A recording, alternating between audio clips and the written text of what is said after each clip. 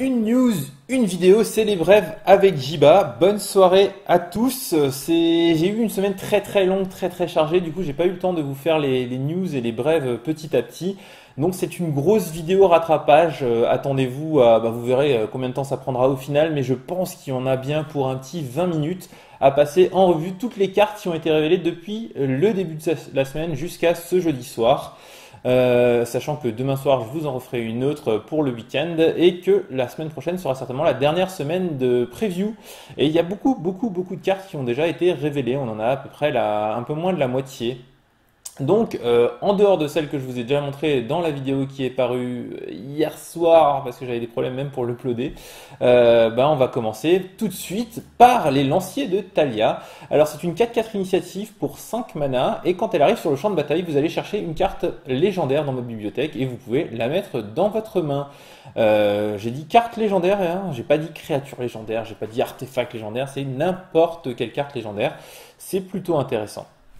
C'est plutôt intéressant. Après, 5 mana pour une 4/4, c'est correct. S'il n'y a pas de légendaire suffisamment intéressante, elle sera probablement pas jouée. Je dis ça et en même temps, vous allez voir par la suite qu'il y aura probablement des légendaires assez intéressantes à jouer. On continue avec Emprise Glaçante, un éphémère classique, comme il y en a beaucoup dans chacune des extensions. Engager 2 créatures ciblées, elles ne se dégageront pas. Et elle a un éphémère qui a aussi un coup de folie, un peu plus cher. Recrutement au cimetière, renvoyez une carte de créature ciblée depuis votre cimetière dans votre main. Si c'est une carte de zombie, piochez une carte. Donc il y a pas mal de variations autour du thème de récupérer des cartes de votre cimetière, des cartes de créatures dans votre cimetière en noir. Celle-là est relativement intéressante parce que non seulement elle vous permet de remplacer une carte de votre cimetière et de la mettre dans votre main, mais en plus potentiellement de piocher une carte si c'est un zombie, ce qui est plutôt intéressant et notamment en limité, ça risque de faire des choix assez intéressants. Bombardement galvanique, ça rappelle les sorts qui étaient en tempête à l'époque, les premiers genre Kindle, alors embrasement je crois que ça s'appelait en français, ça coûtait 1 rouge, 1 incolore, ça mettait 2 à une cible créature au joueur, plus 1 par Kindle dans tous les cimetières. Ici ça ne prend en compte que votre cimetière et ça ne touche qu'une créature. C'est pas si mal, mais je crois que pour l'instant c'est strictement inférieur à ce qu'on a déjà.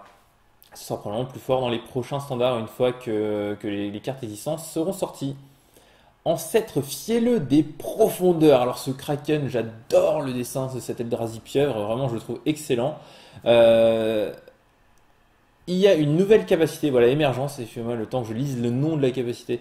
Une nouvelle capacité émergence dans cette extension. Donc en fait, elle dit que au moment de lancer l'ancêtre fielleux des profondeurs, au lieu de payer 8, vous pouvez payer son coût d'émergence, mais si vous le faites, il va vous falloir sacrifier une créature. Mais en plus de sacrifier une créature, son coût d'émergence va être diminué. Comment faire ça de manière très claire? Vous avez en jeu un 5/5 vol pour 7, le fameux celui qui, quand il arrive en jeu, donne vol à une créature, et que vous pouvez exiler de vos cimetières pour plein de mana pour donner vol à toutes vos créatures. Vous l'avez en jeu. Votre adversaire, on va oublier le flash pour l'instant parce qu'en plus elle a flash, ce qui est vraiment très cool, mais vous voulez jouer votre ancêtre fielleux des profondeurs et vous voulez le faire pour son coup d'émergence parce que c'est quand même plus cool de payer potentiellement moins que 8. Dans ce cas-là, vous allez sacrifier votre 5/5 vol pour 7 et ça va se réduire des 7 du coup d'émergence, donc ça va coûter 0. Et vous allez pouvoir donc jouer cette 5/6 flash qui engage 4 permanents ciblés lorsque vous le jouez pour 0 mana en sacrifiant une créature que vous aurez déjà payé 7. Alors si par contre vous avez un Eldrazi spawn, c'est beaucoup moins bien parce que vous allez payer 7 dont 2 bleus et sacrifier un Eldrazi spawn qui vaut 0, donc pas réduire ce coût d'émergence.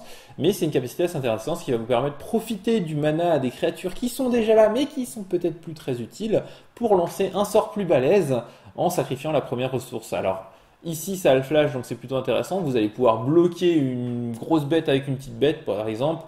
Et du coup, bam, en flash, sacrifier la créature qui allait mourir de toute façon pour réduire le coût d'émergence. Mais en même temps, on voit que sa capacité, c'est engager 4 permanents ciblés. Donc c'est peut-être mieux dans ces cas-là, de toute façon, de le faire avant la phase d'attaque.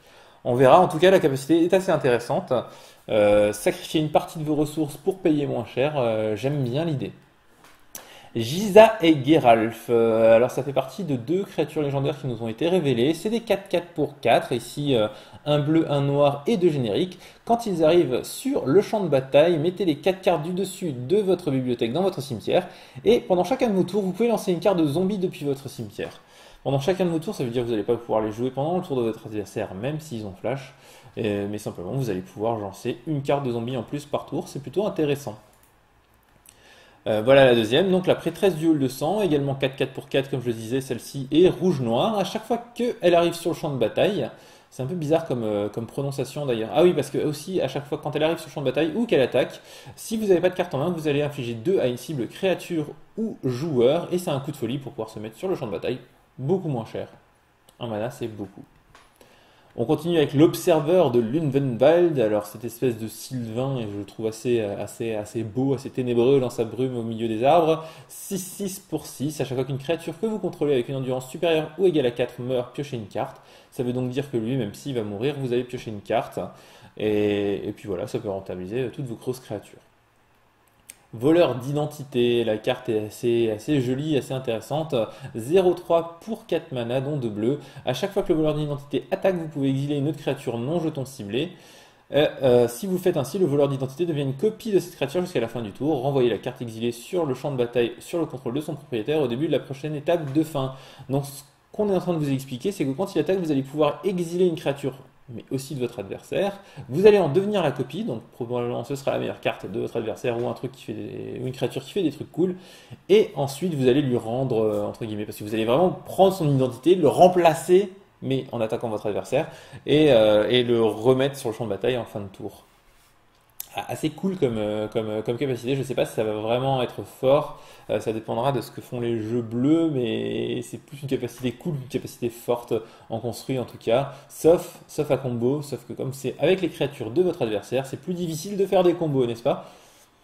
Greffe du raccommodeur, c'est un artefact équipement qui coûte seulement un mana, qui file plus 3 et qui s'équipe pour 2 seulement. Alors là, vous vous dites, attends, pour 3 plus 3, il y a un truc, et effectivement, il y a un truc. À chaque fois que la créature équipée attaque, elle ne se dégagera pas pendant la prochaine étape de dégagement de son contrôleur. Et pour être sûr de ne pas abuser du truc, si vous détachez la greffe du raccommodeur d'un permanent, sacrifiez ce permanent. Donc, si vous le détachez, s'il devient détaché, il faut comprendre aussi que si votre adversaire a un anti-artefact qui est votre griffe est attaché à une créature, si on vous casse l'artefact, donc la greffe, la créature va mourir.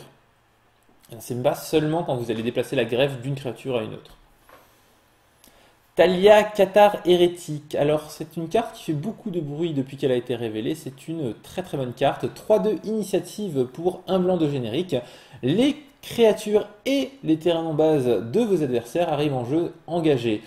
Alors, le petit point de règle pour ceux qui ne savent pas, si vous jouez ça en moderne et que votre adversaire joue un des terrains de Ravnica qui font que vous pouvez les jouer dégagés si vous payez 2 points de vie, ça ne va pas marcher avec Talia. Il va juste payer 2 points de vie et son terrain arrivera quand même engagé en jeu. Donc plutôt important à savoir. Ça fait partie des créatures légendaires qu'on peut aller chercher avec l'autre et c'est plutôt une bonne créature légendaire, même si elle est hérétique. Voilà. Je préfère la première Talia qui était vraiment très très forte. Celle-là est quand même relativement forte et sera très très certainement jouée dans pas mal des jeux. Abolir, un petit mix entre un boons et un mini contre. Donc on renvoie un sort ciblé ou une créature ciblée dans la main de son propriétaire.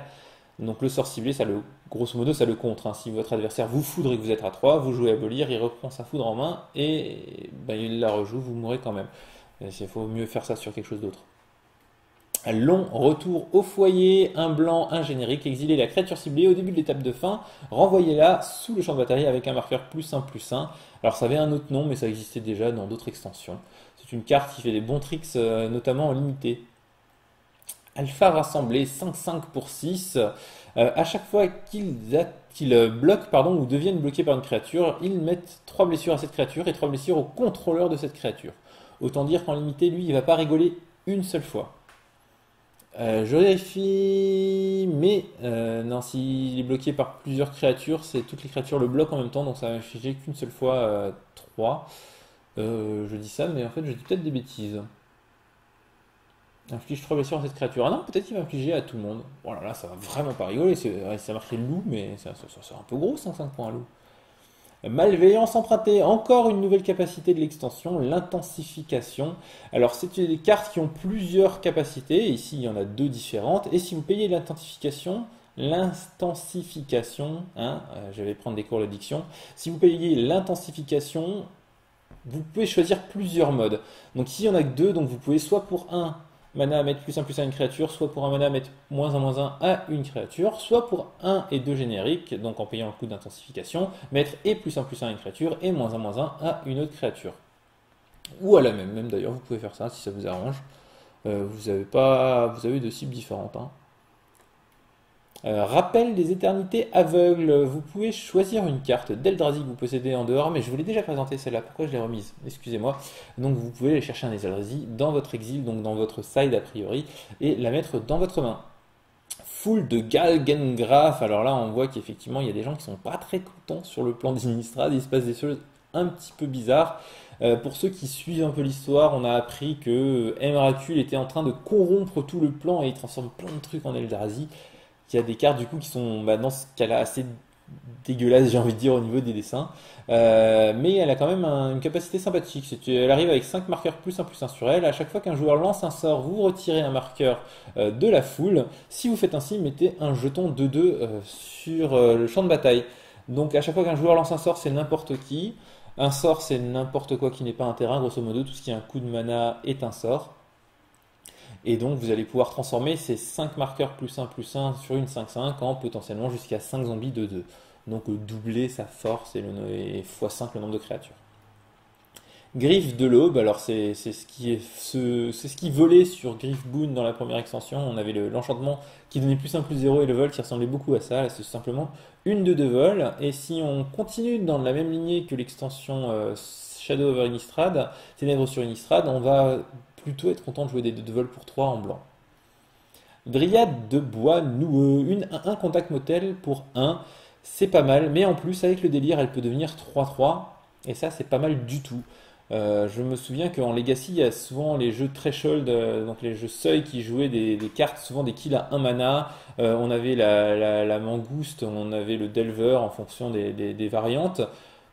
C'est pas 100% impossible qu'une 1 pour 1 contact mortel, mais qui devienne assez rapidement 3/3 les intéresse. S'ils arrivent à avoir le délire, c'est peut-être plus difficile, cela dit, à avoir que le seuil. À voir, moi, 3/3 pour 1, ça s'utilise quand même plutôt content. Alors, 3-4 vols pour 7 mana quand vous la jouez, quand vous la lancez, oui, c'est ça, piocher une carte et qui peut s'émergencer. Donc celui-ci n'a pas le flash, donc il va falloir le faire pendant votre phase principale, hein. Et vous allez pouvoir, pour seulement 6, moins le coût de la créature sacrifiée, jouer une 3-4 vol. Et là, on voit vraiment que c'est un hippogriffe qui s'est fait eldrazifier par Emrakul. Enfin, je pense qu'il y a des gens qui vont faire des cauchemars, hein, dans cette extension. Moi, enfin, ce griffe misérable, il me fait vraiment flipper, quoi. Faire l'inventaire, alors là, j'ai entendu des gens crier depuis Bordeaux et Nantes jusque dans Paris. Il y a une carte qui s'appelait Connaissance accumulée, Accumulated Knowledge, qui faisait à peu près la même chose, mais en éphémère et dans tous les cimetières. Piocher une carte, puis piocher un nombre de cartes égal au nombre de cartes appelées faire l'inventaire dans votre cimetière. Pour 2, c'est pas mal, malheureusement c'est en rituel. Donc la première, pour 2, vous allez piocher 1. La seconde, pour 2, vous allez piocher 2. On va déjà avoir une très bonne divination.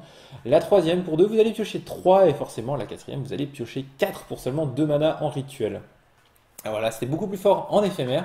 Ça reste correct, je pense, et si les jeux sont pas trop rapides en standard, il y aura forcément un jeu contrôle qui va se servir de faire l'inventaire pour faire un maximum de cartes d'advantage. Alliance bénie, alors là on a une autre carte avec intensification. Ici il y a 3 choix différents, hein. Vous pouvez compter le nombre de points pour avoir le nombre de choix. Et pour 2 en éphémère, plus 2 par choix supplémentaire, hein, par choix au-dessus du premier. Vous allez pouvoir gagner 4 points de vie, dégager jusqu'à 4 créatures ou l'adversaire sacrifier une créature attaquante. Donc ça a l'air plutôt très sympathique pendant une phase d'attaque contre un jeu rouge agressif. Pap, je gagne 4, je dégage 2 bêtes pour bloquer, je te fais sacrifier celle-là. Non, c'est lui qui sacrifie, mais je te fais sacrifier une créature attaquante.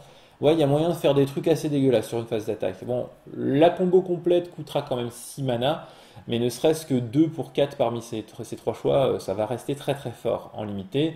Et c'est pas impossible que ce soit suffisamment fort pour le construire, parce qu'on a quand même une carte gagner 4 points de vie quand il y a des monos rouges dans le format et des jeux très agressifs, ça peut être suffisamment intéressant, surtout quand on peut le combiner à un autre effet et que c'est pas juste gagner des points de vie. Là, si on lui fait sacrifier une créature plus gagner 4, on a quand même fait facilement du 2 pour 1 en une seule carte.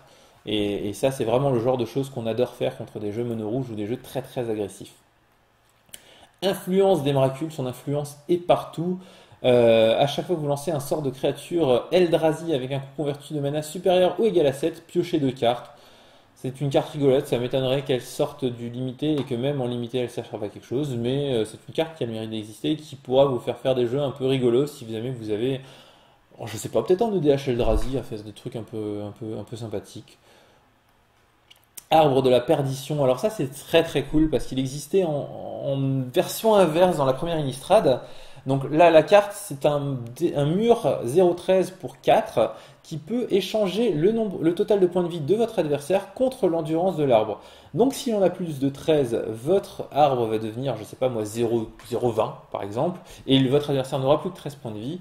Mais l'inverse est possible aussi si vous voulez donner des points de vie à votre adversaire. Je dis ça parce que celle d'avant, elle était 0,13 pour 4, elle était défenseur aussi, elle coûtait un vert et 3 incolores, enfin 3 génériques, et elle échangeait votre nombre de points de vie avec son endurance. Donc vous avez une 0,13, si vous descendiez à 4, 5, vous disiez ah, à la place j'ai 13 et j'ai un mur moins bien. C'était assez cool. Il y a probablement une combo pour tuer votre adversaire assez rapidement, sachant que moins 13, ça ne marche pas parce que quand l'échange va vouloir se faire, on va compter, ça va pas pouvoir se faire si le permanent est plus sur table. Sanctificateur des armes. Alors j'essaye de pas d'aller un peu plus vite parce qu'il en reste encore un paquet. 2-3 pour 4 humains éclairs. À chaque fois qu'une autre créature arrive sur le champ de bataille sous votre contrôle, il gagne +1/+1 jusqu'à la fin du tour. Et pour 3, exilez n'importe quelle carte de créature depuis votre cimetière. Mettez sur le champ de bataille un jeton 1/1 blanc esprit avec le vol. Donc vous avez plusieurs cartes qui se exilaient de votre cimetière pour faire des petits esprits. Lui, il exile les autres pour faire des esprits. Voilà, c'est un peu plus cool. Condamné de Stormkirk. J'ai jamais su comment on prononçait Stormkirk. Ça me fait juste penser à Capitaine Kirk. C'est un vampire 2-2 pour 2. Si vous vous défaussez d'une carte, les vampires que vous contrôlez, donc lui y compris, gagnent +1/+1 jusqu'à la fin du tour, mais vous pouvez l'activer qu'une seule fois par tour. Ça reste un lord zombie assez correct, sachant que la plupart des vampires, un lord vampire, donc un papa des vampires plutôt cool. Surtout que la plupart des vampires, il y a beaucoup de vampires sympas qui ont la folie et d'autres qui donnent la folie à tous vos vampires. Donc c'est plutôt sympathique. Séparateur d'âme, alors il y a beaucoup de texte, mais pour une carte qui a un effet assez sympathique. Donc pour 3, c'est un artefact que vous allez pouvoir sacrifier pour 5 et l'engager. Et vous allez exiler une carte de créature ciblée depuis votre cimetière. Et vous allez mettre sur le champ de bataille 2 choses. La première, c'est une 1-1. Une 1-1 esprit, vol, mais qui est une copie de la carte que vous avez exilée. Donc si vous aviez, je sais pas moi, une 3-3 initiative, ça va devenir une 1-1 vol initiative. Voilà. Mais si vous aviez une carte qui disait quand je blesse mon adversaire, je gagne la partie, ça va être une 1-1 vol qui, quand elle blesse votre adversaire, vous gagnez la partie. Et à côté, vous allez mettre un deuxième jeton, zombie noir, qui aura cette fois la force et endurance de la créature que vous avez exilée. Donc vous allez séparer l'âme, la créature d'un côté, sa force et son endurance, et de l'autre côté, ses capacités. C'est vraiment cool, je ne sais pas si ce sera suffisamment fort pour faire des trucs intéressants, mais j'aime bien l'idée. Alors je réfléchis, on n'est pas obligé de le faire en rituel, donc vous pouvez le faire par exemple, si vous avez un émaracule dans votre cimetière, pour une raison ou pour une autre, en réponse au fait qu'il mélange toute votre bibliothèque et lui-même, tout votre cimetière est dans votre bibliothèque avec lui-même, vous allez pouvoir faire une 15-15 et une 1-1 protégée de plein de choses, etc. Enfin, je parle de l'ancien émaracule, hein, vous allez pouvoir aussi faire le nouveau, mais il est moins intéressant du coup, parce qu'une 1 volt trample, ça va pas trop vous servir. Scab ingénieux, 2-3 prouesses pour 3, il gagne +1/-1 pour un bleu. Donc voilà, une créature de limité. Dépouille hantée, 2-2 pour 4. Quand il arrive sur le champ de bataille, mettez un jeton 1-1 vol esprit, donc assez classique, et vous pouvez vous défausser de 2 cartes et pour le renvoyer directement sur le champ de bataille depuis votre cimetière, mais engagé. Donc c'est plutôt une bonne carte, elle se récupère, à chaque fois elle fait un 1-1 vol. En fin de partie vous allez pouvoir vous défausser de vos terrains, en fin de partie en limité encore une fois. Et puis c'est un zombie, c'est peut-être un bonus qui pourrait être intéressant. Niblis de gel, une carte plutôt cool, 3-3 vol prouesse, et à chaque fois que vous lancez un sort d'éphémère ou de rituel, engagez une créature ciblée qu'un adversaire contrôle, elle ne se dégagera pas pendant la prochaine phase de d'étape de son contrôleur. Donc voilà, c'est une bonne carte de tempo, puisqu'elle va se grossir quand vous jouez des sorts. Elle va bloquer vos créatures adversaires pour pouvoir, enfin, en bonus, donc pour pouvoir prendre l'avantage en points de vie, et elle vole, c'est ce qu'on demande à une carte tempo. Je ne sais pas si ce sera suffisamment puissant, mais en tout cas, elle a les stats et les capacités qui pourraient lui permettre de jouer, d'être jouée. Elle serait probablement beaucoup plus fort à un vol pour un, par exemple. Elle serait même cassée, je pense, en un vol pour un. Cavalier solitaire, on arrive dans les flip cards, et cette flip card en limité, elle ne va pas rigoler. 1-1 vol, 1-1 lien de vie, pardon, initiative. Bon, ça ne vend pas forcément plus du rêve que ça, mais si vous avez gagné au moins 3 points de vie ce tour-ci, par exemple avec le sort de tout à l'heure qui fait gagner 4 et qui se combine à plein d'autres trucs, bra, elle se retourne en 4-4 initiative, piétinement lien de vie. Pour 2 mana, si vous arrivez à la retourner, c'est quand même très fort.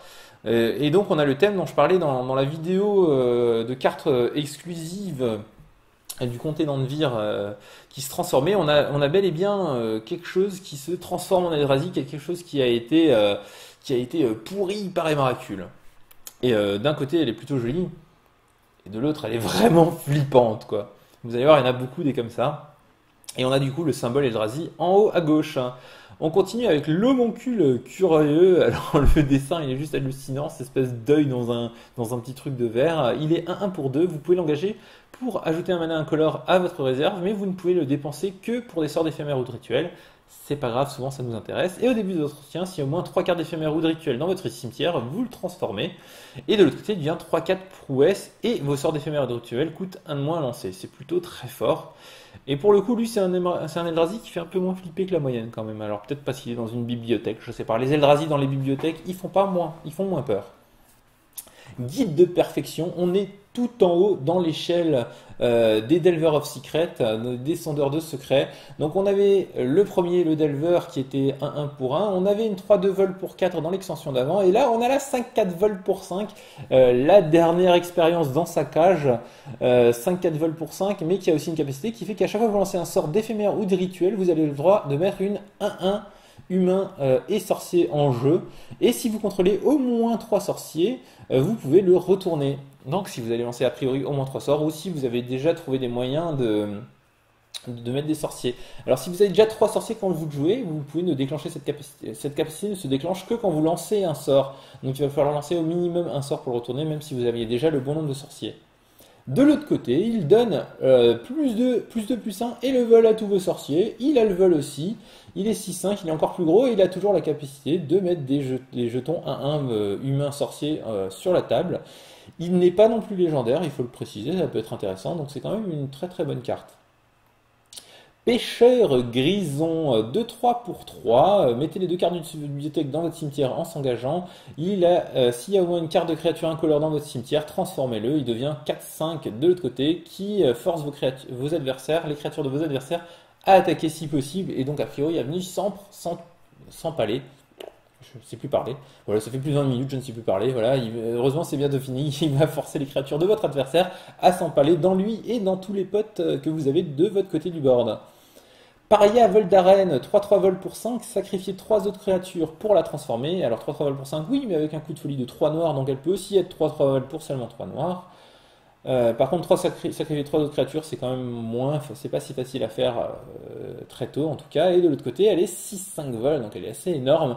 Et quand elle se transforme, l'adversaire ciblé sacrifie 3 créatures. Donc vous en avez sacrifié 3, mais lui aussi il va en sacrifier 3. Donc c'est plutôt cool comme capacité. Et on voit tout de suite que toutes ces créatures, elles ne se retournent pas de leur côté jour, entre guillemets, de leur côté non Eldrazi. Et celle-là fait particulièrement flipper pour le coup, mais les plus flippantes arrivent. Loup-garou fumant. Alors quand vous ciblez jusqu'à 2 créatures, quand il arrive sur le champ de bataille, vous infligez une à chacune d'entre elles. C'est une 3-2 pour 4. Et pour 6 mana, vous pouvez le transformer. Donc lui, c'est une condition en termes de mana. Et quand il se retourne, il va devenir 6-4. Et à chaque fois qu'il attaque, infliger 2 à une cible créature ou joueur. Et lui, je n'ose même pas regarder ce qu'il y a sur le dessin parce que je ne comprends pas. Il était là, c'était un loup-garou fumant au milieu du feu, des machins. Il était en train de se faire taper dessus par des villageois et il se transforme dans un truc absolument immonde. Proscrit de la meute Vildin, je ne sais pas, 4-4 pour 5 avec le piétinement. Il peut gagner plus 1, moins 1 pour un rouge et se transformer pour 7. Donc là encore une carte relativement intéressante en limité. Puis si elle va être bonne, au moment où vous voulez jouer et bien meilleure quand vous allez la retourner, puisqu'elle va devenir 5-7 piétinement et qui peut gagner +1 +0 jusqu'à la fin du tour pour seulement un mana générique. Rôdeur de Kessig, une de 1 pour 1, c'est pas mal. Pour 5, elle se retourne en 4-4 et qui peut pas être bloquée par plus d'une créature. De 1 pour 1, c'est souvent quelque chose qui nous apparaît comme quelque chose de très très fort. J'ai l'impression qu'en ce moment en standard, c'est absolument pas ce que veut faire les jeux verts, mais peut-être que dans les formats qui arrivent, les jeux verts sont très contents d'avoir une de 1 pour 1 avec un bonus de fin de partie. Encore une fois, je comprends pas. Alors là, je vois, c'est un loup-garou d'ailleurs, une horreur dans la forêt. Et là, je ne sais même plus ce que c'est. Il y a des têtes de loup partout, ça a l'air de planer dans le. Je sais pas ce qui fait Emrakul à ce plan-là, mais j'espère que les Planeswalkers qui sont dessus vont s'en charger assez vite. Fragment de cryptolite. Alors ce n'est pas la kryptonite, hein, ce n'est pas Superman qui va avoir mal si jamais vous jouez ce fragment-là, mais il arrive en jeu engagé. Vous pouvez l'engager pour ajouter un mana de la couleur de votre choix et chaque joueur perd un point de vie, donc vous y compris. Et au début de votre entretien, si chaque joueur a 10 points de vie ou moins, vous le retournez. Ça devient une créature 1/4 vol contact mortel et quand il attaque, chaque adversaire perd 3 points de vie. C'est plutôt bizarre comme carte, mais c'est intéressant. J'imagine que déjà le fait d'avoir un caillou, si le format est assez lent, ça va pouvoir être plaisant. Après, le problème c'est que rajouter du mana c'est bien, mais c'est pas dans les jeux qui veulent faire perdre un point de vie à tout le monde. Et quand ça se transforme, par contre, c'est plutôt cool quand même comme capacité. Ça défend bien, puisque vol contact mortel et 4 en endurance, ça défend très bien. Et quand ça attaque, quand même, ça fait perdre 3 points de vie au minimum, ce qui est aussi pas dégueu du tout. Alors on y arrive dans les créatures légendaires de malade dont j'attendais au début et dans la toute dernière capacité. Alors si vous avez regardé ma précédente vidéo, j'avais émis une théorie complètement aberrante à la fin, ou en tout cas je la pensais complètement aberrante et pourtant malheureusement ou heureusement ça a l'air quand même assez rigolo, j'avais raison. Donc Gisela, la lame brisée, c'est une carte de ouf. Voilà, je vais vous la présenter comme ça. 4-3, vol initiative, lien de vie pour seulement 4 mana. Hein, c'est complètement aberrant. C'est des très très très bonnes stats. Et au début de votre étape de fin, si vous contrôlez également Gisela, si vous contrôlez Gisela et Bruna, la lumière pâlissante, vous les exilez et vous les assimilez. Donc la carte que je vous ai présentée, c'était le dos d'un truc, et je vous avais dit qu'on a l'impression qu'un millage se merge avec un. Et c'est exactement ce qui se passe. Vous allez prendre les deux cartes, les retourner. Et ensemble, ça va faire une giga carte beaucoup plus grosse. Alors, ça va pas bien se voir à l'écran parce que je peux pas faire une giga carte beaucoup plus grosse. Mais déjà, je vais vous présenter Bruna. Donc, Bruna qui va très bien avec Gisela puisque, en plus de vol vigilance, quand elle arrive sur le champ de bataille, vous pouvez réanimer une carte d'ange ou d'humain. Donc, je rappelle, Gisela, ange humain, si elle est morte dans votre cimetière, vous jouez lui, vous récupérez Gisela. Et qu'est-ce qu'on a? On voit déjà 9-10, mais 9-10, vol, vigilance, lien de vie, initiative, et votre adversaire ne peut pas jouer des sorts de coups convertis 3 ou moins. 3 ou moins. Ça va pas du tout plaisanter dans les chaumières. Hein. Vous imaginez le jeu en ce moment en standard? Oui, alors moi j'aimerais bien un anti-bête qui tue Brisela, la voix des cauchemars. Qu'est-ce que je vais bien pouvoir faire? Ah, il faut merde, il faut au moins que ça coûte 4, mais du coup ça va pas me permettre de tenir le début de partie. Il faut un anti-bête cher, rien que pour pouvoir gérer une carte de ouf. Ça va donner, je pense que le format en construit, on peut même pas encore commencer à s'imaginer ce que ça peut donner si les jeux jouent beaucoup de ce genre de créatures. Parce que les jeux vont devoir s'adapter autour et ça va faire une sorte de boucle infinie et tous les jeux courants, ils vont complètement changer. Sachant quand même Gisela toute seule, c'est vraiment très très fort, hein, ça gère pas mal. Alors ça gère pas très bien les Reflecting Mages qui vont la renvoyer dans sa main, mais en dehors de ça, ça gère absolument toutes les créatures jouées classiquement dans les 5 premiers tours d'une partie ou 6 premiers tours d'une partie en ce moment. Hein. Donc c'est vraiment très très fort. Donc ça va être joué de là à se dire, bon, le bonus Bruna qui est quand même une bonne créature même toute seule, parce qu'elle réanime une bête et elle a des stats quand même pas si dégueulasses pour cette mana. Et voilà, et puis la transformation absolue, ça va faire très très mal.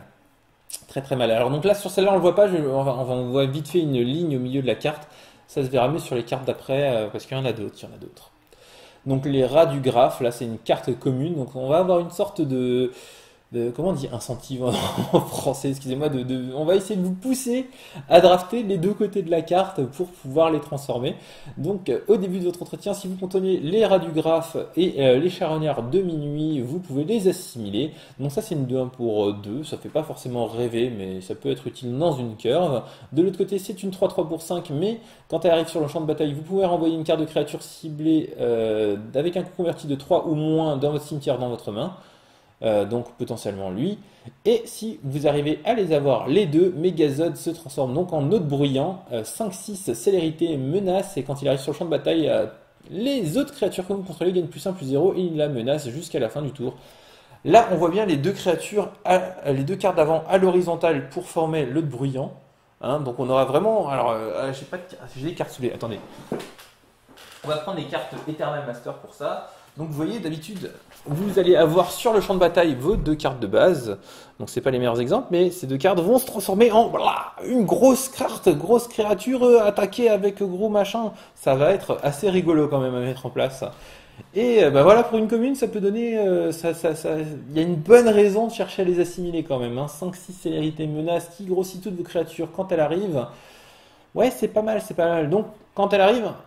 c'est parce que justement elle doit arriver sur le champ de bataille, puisque de l'autre côté, vous avez vu, hein, on exile les créatures pour les assimiler.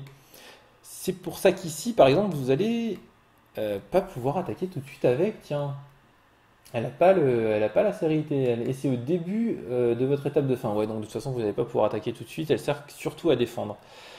Et c'est aussi pour ça qu'à ma carte de preview, donc on lui donnait la célérité, parce que justement elle va s'assimiler et revenir en tant que nouvelle créature, donc il faudrait qu'elle puisse attaquer tout de suite.